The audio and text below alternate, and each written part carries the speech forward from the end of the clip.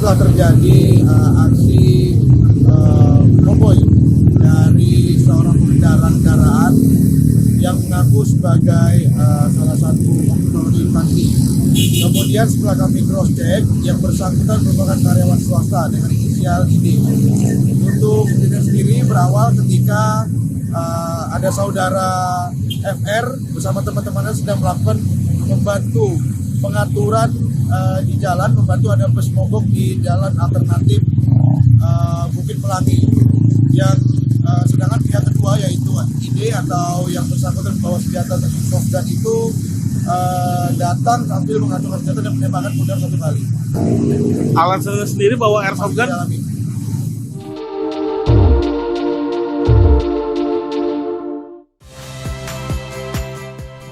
Saya Muhammad Syahreza.